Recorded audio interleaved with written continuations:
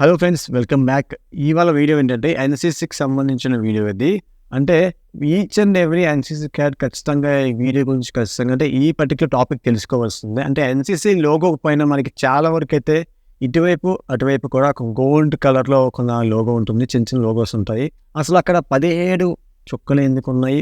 19 ఉండొచ్చు కదా, 21 ఉండొచ్చు కదా, 10 ఉండొచ్చు కదా.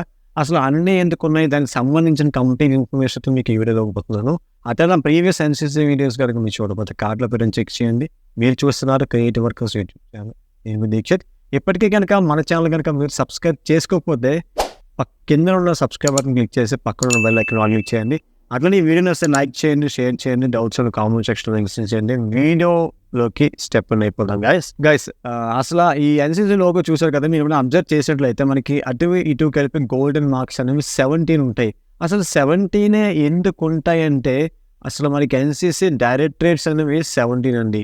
ఓకే, పక్కన 17 ఓకే. ఆ ఎన్సీసీ డైరెక్టరేట్స్ ఏంటి అనే విషయానికి వస్తే నేను కంప్లీట్ చెప్తాను. దానికన్నా ముందు మీకు ఎన్సీసీ లోగో పైన 2 చుక్కలు ఉంటాయి. ఆ 2 చుక్కలు దేనికి సంబంధించినవి అంటే అవి కూడా ఒక రకమైన డైరెక్టరేట్సే. కాకపోతే అది ఒక ట్రైనింగ్ సెంటర్ లాంటివి. OTA, officer training academy. అసలు ట్రైనింగ్ సెంటర్ పేర్లు ఏంటి, ఈ ఎన్సీసీ డైరెక్టరేట్ ఏంటి, మొత్తం అని కూడా చెప్తాను. చూడండి స్టెప్ బై స్టెప్ ఒకటి కూడా. ఫస్ట్ డైరెక్టరేట్ వచ్చేసి Andhra Pradesh and Telangana. And second director వచ్చేసి Bihar, Jharkhand. And third director వచ్చేసి ఢిల్లీ.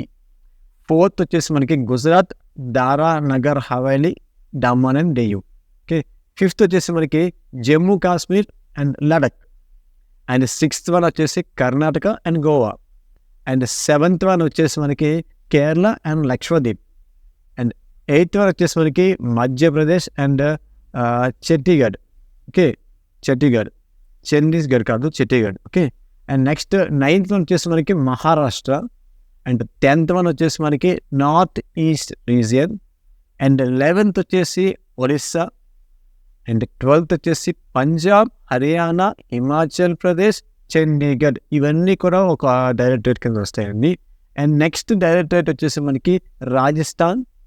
అండ్ నెక్స్ట్ డైరెక్టరేట్ మళ్ళీ వచ్చేసి తమిళనాడు, పుదుచ్చేరి, అండమాన్ అండ్ నికోబార్స్.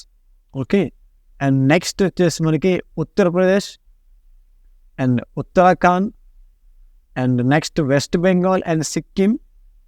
ఓకే, ఇక్కడతో మనకి 17 డైరెక్టరేట్స్ అయిపోయాయి. ఇంకా పెండింగ్ 2 డాట్స్ చెప్పారు కదా, 2 డాట్స్ మరి ఏదో కాదు. ఓటీఏ అంటే officer training academy. Officer training academy అంటే మీ ఏఎన్ఓస్ ఎవరైతే ఉన్నారో వాళ్ళు అక్కడే ట్రైనింగ్ తీసుకొని ఒక సర్టిఫికేట్ ఇస్తారు, ఏఎన్ఓ కింద యాక్సెప్టబుల్ అన్నట్టుగా.